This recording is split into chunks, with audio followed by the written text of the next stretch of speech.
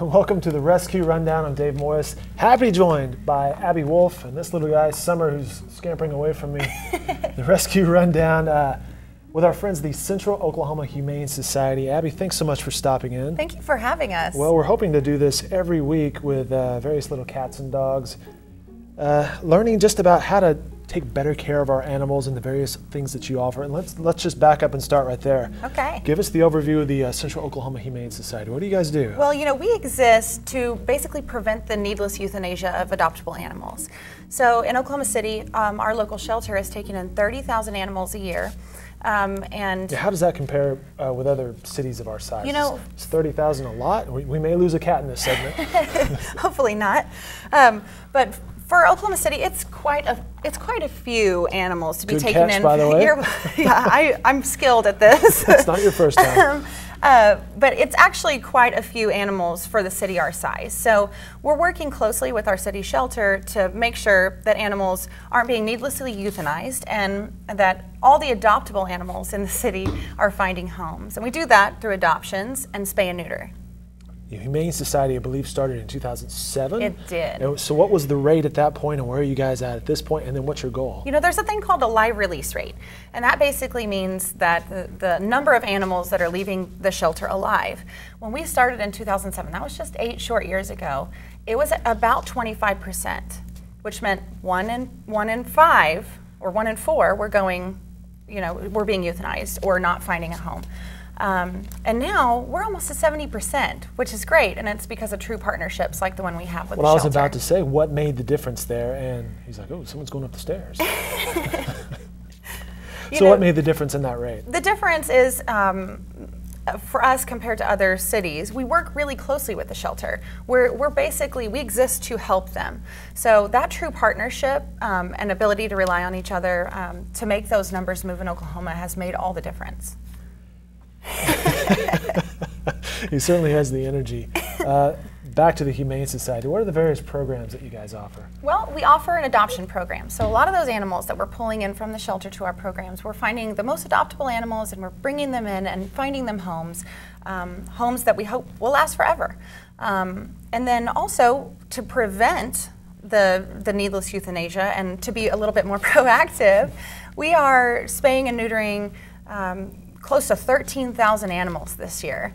So that's just in 1 year. And all in all, in our 8 short years, we've actually served 100,000 animals. So we're making the numbers count.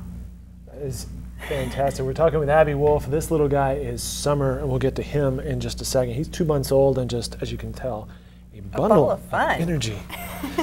How are you guys funded? You know, we're funded through private donations and grants. So if you're looking to help animals, I really thought he was getting away that time. we would be happy to have your donations, and you can do that online at okhumane.org. okhumane.org is the website, and people can help and volunteer as well, right? That's right. So we're always looking for volunteers and fosters. You can volunteer with us, whether it's doing little things like washing dogs and getting them ready for their big adoption day, or even going to events with us and talking to the public about the need to spay and neuter. We have all kinds of opportunities for volunteers, and you can actually start there at okhumane.org/volunteer. Now, how did you guys wind up with this little guy? You know, this little guy was actually at our city shelter with its litter mates, and it's the last one of the litter to actually find its home. So if I can put him right in the camera little spot Summer here. is so cute and spunky. Yeah, plenty of energy. When I was at the Humane Society yesterday visiting, he was in his little area wanting to climb. That's right. He's a climber, and he really, really loves to have his face scratched. Yeah. I mean, he loves it. And right now, he probably won't let me do it because he's just having fun under the lights. Well, it's showtime. You know, he went Hollywood on us. You guys have a very cool program, and this was something you were telling about yesterday when I went through, and I filled out the paperwork as well. The Meet Your Match program, which I think is a really good idea because this guy, ton of energy, maybe someone's looking for, hey, I want a kitten with a lot of energy, maybe just want a cat to come home to. Tell us more about the Meet Your Match program. That's right. So we are actually testing this program called Meet Your Match. It's an ASPCA program that basically helps make better matches and adoptions to help reduce return rates because, you know, we see quite a few animals, not only us, but other rescues across the United States being returned, and it's because maybe people aren't looking for the right kind of animal based on their personality and their home's personality. So you took the test yesterday. Took the test. It asks you basic questions like, what is your home like? Do you have children? What's the energy level? Do you want the cat to interact well with other people? Exactly. Do you entertain? Do you have guests? Yeah, basic questions that any pet owner should ask themselves, And so we can actually match the pet's color with the adopter's color to make better adoptions. And it was purple, orange, green maybe? It's purple, orange, and green. Okay. And I think you were orange. I was right in the middle, orange. Yeah, and you wanted a constant companion, I think. So you find your color, and then you find your personality type, and then we can find an animal that better suits you. It was interesting, especially for professionals. One of the questions on there was, are you looking for an animal that's perfectly fine handling itself for 9 hours? In other words, while a person's working or whatever. And a lot of cats can certainly entertain themselves or sleep all day. Yeah, I mean, it's basically those questions that we want every adopter to ask themselves before they adopt an animal, and we're just helping to make those matches a little bit better. Now, we're testing it, so we'll see what it does for our return rates and what it does to make better matches, but I think he's like, I just want to play. He just wants to play.